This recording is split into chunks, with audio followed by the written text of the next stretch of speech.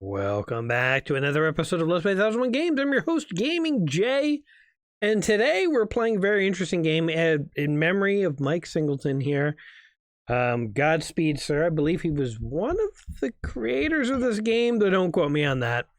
This game here, Lords of Midnight, was originally a ZX Spectrum game, and you can actually get this for free right now on GOG. So that's what I've got. I think it's the ZX Spectrum game, but it's been just ported to modern computers. Kind of cool, actually. I definitely am a fan of older games being made freeware, and you may think it doesn't happen too often, but it does sometimes. I'm pretty sure, what is it, Quake 1 might be freeware. There's a couple of handful of notable games that have just totally gone freeware over the years, so that's pretty cool. You're about to open a browser. No, okay. Anyway, let's just go ahead. I don't really know what this game is about. I think it's a mix of storytelling and war. So, I mean, like most, games from the 80s on the ZX Spectrum, the best thing to do is just jump in and try and figure out what the F you're doing. We might actually have to turn to the manual. We'll see. But yeah, I'm just joking, of course. A lot of early computer games had terrible senses of tutorials, had very obscure controls. So much stuff was non-standardized. Sometimes these games are literally playing it without a manual. It's like you might as well be trying to play a Rubik's Cube. They're puzzle boxes. But we'll give it a shot here today. The game begins on the winter solstice. Initially, you control Luxor, the Moon Prince, Morkan, Corleth, the Fae, and Rothron the Wise. These characters all start the game at the Tower of the Moon in the Forest of Shadows. The game proceeds by day and night. You may like to take a little time to read the novella that tells Luxor and Morkan's story up to the start of the solstice. Press the icon in the bottom left of the main menu. So that's a little novella there. You don't see too many games that start with all right, before you play this game, we have a 600-page novel that you should definitely check out. Okay. The Free and the Foul. Doomdark's forces hold the north, whilst the Free hold the south. Few of the Doomdark's armies will be found south of the mountains of Ithril and the plains of Valathor. Of the major citadels, Doomdark holds Ushgarak, Grarg, Vorgoth, and Kor. The only armies of the Free to be found to be found north of the mountains of Ithril and the plains of Valathor are the Ithrorn and the plains of Ithril. Oh, wait, hold on, I wasn't finished there. Oh, I guess I am though.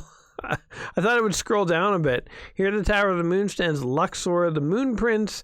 It is dawn, and Luxor is utterly invigorated. The ice sphere is quite cold. The ice sphere. Interesting. Luxor is slightly afraid. He has with him the moon ring. Here at the Tower of the Moon stands Morkan. Morkan is utterly invigorated. The ice sphere is quite cold. He's bold. Corleth is invigorated. Rorthgran is invigorated. I can't say most of these names. All right, let's check our army. Here at the Tower of the Moon stands Luxor, the Moon Prince. He commands no army, no army, no army, and no army. Yeah, let's try Look. Okay, this is the Look. How about we can try... Hold on, it looks like... Okay, you can just scroll. So obviously this has been beefed up from the ZX Spectrum days. I'm still going to list this as ZX Spectrum because to hell with it. It's ZX Spectrum-y. But obviously this has been updated for modern controls. So let's try select. Okay, let's try closing this. All right, he stands at the Tower of the Moon looking southeast to the dawns of the shadow. So key points during the game you'll be presented. You know, I think they have integrated help into this. I just said that these old games really don't, but I think this is like not only a port, but like a slight touch up to like modernize it a bit. So that's kind of cool, actually, if that is true. If this is integrated into the old ZX Spectrum game, then hats off, because that's even cooler. that they actually did this back in the ZX days. But key points during the game will be presented with helpful information. Sometimes the information is indicated by a flashing tutorial icon. You can turn the tutorial on or off. Okay. Let's keep looking around. Oh, there's a tutorial thing blinking. The flat expanse of the Plains of Midnight. It is only on the plains that you will actually see the banners. Okay. I'm going to kind of look around. See if there's anywhere to go here. Oh, look, we just went forward. How did I do that? Oh, there's wolves. Should we fight them? How do we do this? Fight. No, that turned off the eyeball. Look. Choose. Think, seek, hide. Hide and seek. Undo, dawn, map, exit. No, don't quit the game. What does it say? A choice of games. There are two distinct ways of winning a victory over Doomdark. The first is by war. Sending armies north to the Plains of Despair and seizing the citadel of Ushgarak, from whence Doomdark commands his foul hordes. In such a strategy, Luxar himself will play a major part as a commander of the field. The second way of winning is by quest, by guiding Morkan, Luxor's son, to the Tower of Doom. Okay, so there's sort of like, there's an adventure or combat. That's an interesting stuff. So if you prefer a war game, ignore the quest of Morkan and concentrate on the assault of Ushgarak. Play the complete epic, however, you should place equal importance on the war that Luxar directs and the quest. Also, you can kind of like do a mix of both. That's actually pretty progressive for such an old game. So there's wolves there. I don't know what these guys do. Like, I don't know what the deal is. Here on the plains is and the moon prince, 7 hours. The ice is fear. I'm bold. I have no army. Okay. Can I just think? Okay, that's the same as going down there. Wait, what are my other choices? Can I seek? I have the moon ring with me. What does that do? Let's see the map. Whoa, the map of the Midnight depicts the major features in geography. Does not show every single detail. You'll find surprises where you roam. Wow, it's pretty sophisticated. So you know what? Where are we? We're at the Plains of Dawn? Or something? The Midnight Forest? I have no idea where we are, frankly. But that's good that exists. Of the free themselves, there are many lures. Lecturers should first set themselves the task of seeking their loyalty. Okay, I'm just gonna try and find. Here's my immediate task: find a way to go forward. Click on things. We have like a talk to button. Rothar the Wise, Luxor. Oh, you have 3 different characters. Oh my god, this is crazy. Choose menu presents you with the list of special options not covered by looking around moving. Special options will depend on the situation. The choose option will also reflect the personality of the particular character.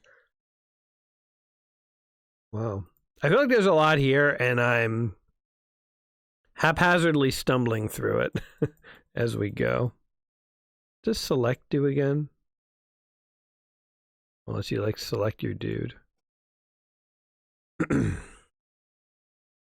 And I don't know what all this stuff does. All right. Well, let's just how about we just keep looking? Look, there's dragons, man. Am I supposed to be fighting these things? Because I'm not. I'm just casually walking past them. How did I walk forward initially? Maybe I use the arrows or something? Oh, there we go. Okay, so you can just... Whoa, look at this. This is like 3D before there was 3D. Wolves are abroad, and he must fight or hide. 1 hour of the day remains and Luxor is utterly invigorated. We're gonna fight, man. The wolves killed him! Wait, I didn't even get a choice. There's like no options there. It's like, he wasn't gonna make it. You don't need to roll any dice or anything. He's just straight up dead. All right, well, oh god, now there's more wolves. How did I move with the mouse before? He's sort of like, oops. Wait, what happened?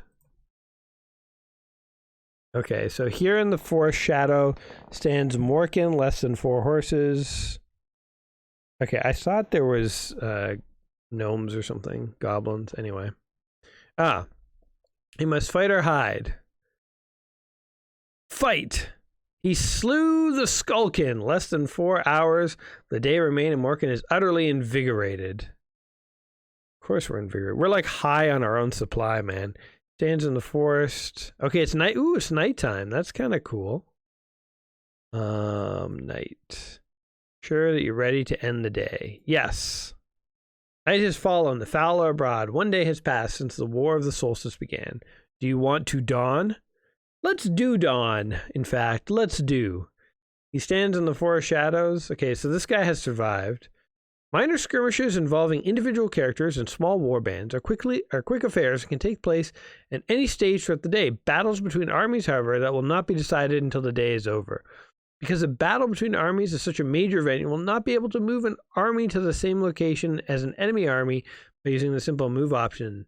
Such a move is always one of the special actions you can opt for during your choose option. Some of the commanders you control may be so afraid of that choice. Oh my god, this is so complex. You have like morale and panic and all sorts of stuff. Well, we'll wing it. I don't know. They're trying to give us some information, but whatever. It's all good. Ooh, dragons. I don't think I'm ready for dragons. I want to get to a town. The character has exhausted all of his hours of daylight. Night will fall for him. Unless there are exceptional circumstances, the think screen will tell you if there are. He will not be able to do any more. Okay, so we don't move at night. So let us night. And 2 days have passed. Would you like to dawn? Do dawn, please. Do dawn. Oh, look, there's army guys. Are they good or bad? How about we just... let's see. Okay, let's see what happens. 5 hours a day remain and Morkin is very... He's so invigorated, guys. Like he's going for a brisk jog every morning. This guy's just brimming with energy. He carries nothing. Okay. What do they want to tell us here? To win, Doomdark must achieve 2 objectives. Oh, is this Doomdark? Is that where I am? Okay, pressing up does actually nothing. So if I go E, okay. You know what? The mouse is actually not the easiest way to do things. I'm just going to use the keyboard. Oh, there's like ruins and stuff. But it is nighttime, so we must choose to night. Yes. Okay, and I will dawn. Every day. You know what? Unless I say otherwise, just assume I'm going to dawn. Stand in the ruin of the domain of the Ashamar. What can we do in this ruin? No, I don't want to do that. Think. Here in the ruin of the domain of Ashamar stands Morkin. Okay. How do you know, I would love to recruit an army. What else could we do here? Does this ruin have any significance? Very invigorated. He has with him the sword of the Dragon Slayer. Damn, yo. Where were those dragons? Fight me. Okay, they didn't want to fight, I guess. I'm not 100%, so it's like I see monsters on my screen. Oh wait, what happened? The bloody sword of battle brings death into the domain of Kor and blood and Mariketh. What happened? There's a war going on. So I have no idea how to actually encounter these monsters. I just see them on the bottom of my screen.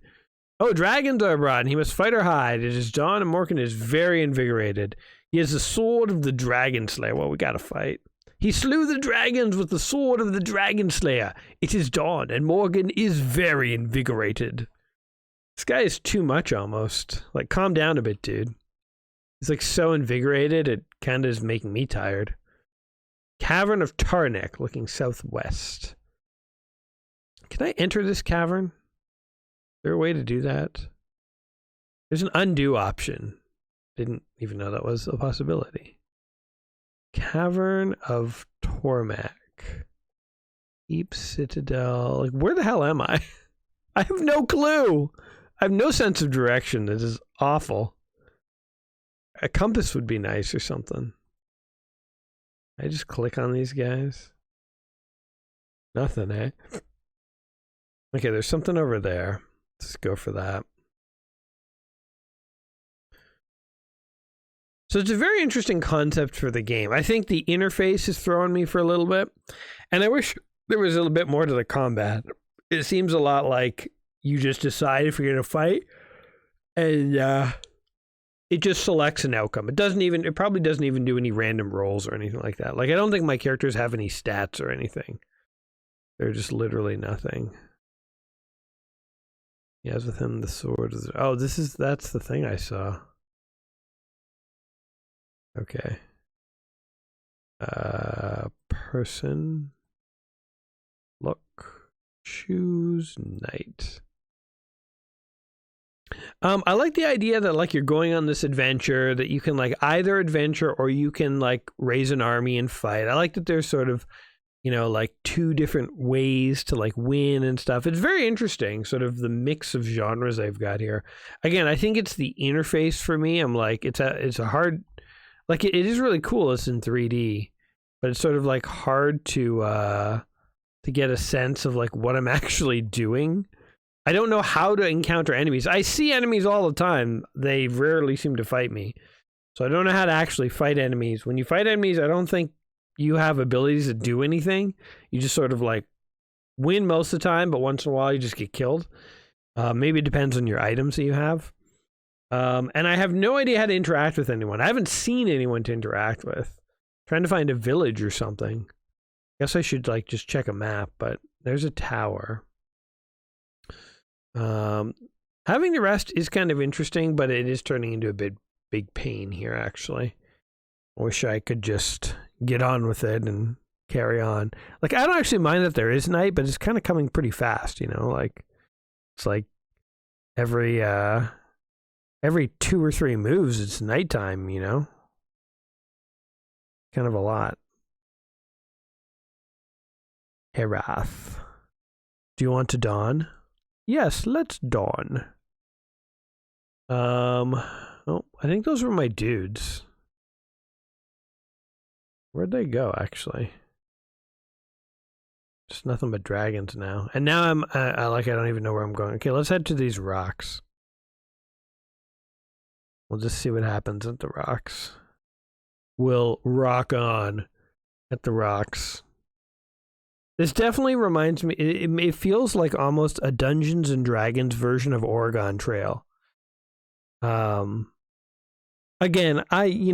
obviously the interface is kind of getting a bit beyond me. I'm having a hard time following. I think, though, if you took this core idea of like the elements it's trying to mix, you added just a little bit more obvious interface. Oh, God. A bunch of knights. Oh, they're surrounding us. If you added something where it was like, let me get the fight. Wolves killed them. Man, I killed dragons. And wolves got me? Luxor and Morgan are dead. Victory to Doomdark. Very Lord of the Ringsy. But yeah, so if you took the elements that it's got, you know what I always liked about Oregon Trail is that it was, a relatively basic game, but they had a lot to do, right? It was like supplies and health, and you pick a trail, you pick a pace, you pick rations, you have to hunt, you have to trade, you have to barter, there's river crossings, and, it's like, it's not complicated, I guess, by today's standards, but what was really cool about Oregon Trails, you got to sort of like simulate. It was an RPG, basically, It didn't have like a level system and experience and stuff, but it really was an RPG. I feel like this is a cool attempt to, also available on iPhone and Android. Well, there you go. This seems like a cool attempt in ZX Spectrum days to like blend different elements of a game And to do so on like older computers like this is actually pretty mind-blowing that they did it. So it's like, yes, we didn't get that far. Yes, the interface I found to be a little obtuse. And the combat and stuff was a little basic and disappointing. But at the same time, it's like not like Oregon Trail had like really sophisticated combat. And again, there's no level system or items or anything like that. But it's like it felt like there was a lot to do in Oregon Trail. And I feel like this is the kind of game where it would have felt like there was a lot to do in it. I really quickly want to look up an actual ZX Spectrum Lords of Midnight. I want to look up a ZX Spectrum like image of this just so we can see, because I'm pretty sure that, you know, what we were just playing there is pretty much what you would have seen on the Spectrum. So yeah, if you can see this image here, like it looks pretty similar. I don't know if it had the like zooming effects where when you like zoomed, you know, you walked forward, if the train would actually move or anything. But I'm willing to bet, like besides the smooth scrolling, it was pretty much the same game, which is actually pretty cool. Pretty neat that they did this back in like 80 whatever. I'm also kind of curious what the book actually says about why this game is important. So, because I've never heard of this game. I don't know if you guys have. Literally never heard of this game before. So here, let me quickly look it up in the book too. Because, I mean, why not? It's not like this video is in danger of running long or anything. All right, Lords of Midnight. In the early 1980s, Mike Singleton was the creator. So, it's, you know, there was like a memorial to him at the start of this game. So that was him. He created it. Was writing fantasy role-playing games when he set out to develop a similarly epic computer version. There was no orthodox method for displaying the vast worlds he imagined, so he decided to invent one. See, this is what I mean, where I feel like this game was sort of like forging a path. And, you know, we can look at it now and feel like even the updated version, the interface feels quite dated, but you got to remember sort of like when this came out, it's like there was, like Mario 1 hadn't even come out, right? Like there was nothing. So the plot, so anyway, he set to create it, featured groundbreaking graphics, a technique called landscaping. It enabled the player to depict his surroundings from a first-person perspective. The plot follows Prince Luxor as he seeks to defeat the armies of Doomdark. The following morning, you receive a written report of battles. So the kind of game may not be everyone's taste, but Lords of Midnight does make for an atmospheric and pleasantly cerebral experience. Amusingly enough, Singleton was said to have thought there was no way to defeat Doomdark. Gamers, of course. Oh, wow. He made a game where he thought you literally couldn't win it. That's actually itself interesting. I mean, nowadays I feel like, well, no, I was going to say you couldn't get away with that, but I mean, like, people make ultra difficult games and levels all the time. Like think of those like challenge levels in like Mario Maker that people make that are just insane, but people break them, right? You know, so it's like almost any game could be beaten in theory. But anyway, Lords of Midnight, very interesting early 1984 game, I think it said in the book. One of the games in the book, 1,050 games, just play before you die. I'm not sure how much play you're going to get out of this if you get it these days. But I think looking back on it as a relic and something that forged the way is quite interesting. And I definitely sort of feel like I could see 100% why this would, in 1984, if you got this on your computer, this would be pretty cool because it's like a whole world to explore in 1984. So there you go. What did you guys think of Lords of Midnight? Does it look awesome? Does it look like it's not awesome? I don't know. Let me know in the comments down below. As always, I hope you guys did enjoy the video here today. If you did, like, subscribe, all that stuff. I mean, you guys already are subscribed, I'm certain. So don't worry about it. I know you guys are on top of things. But anyway, I will catch you soon in the next video. So until next time, my friends, you'll take care of yourselves. We'll see you soon. Peace.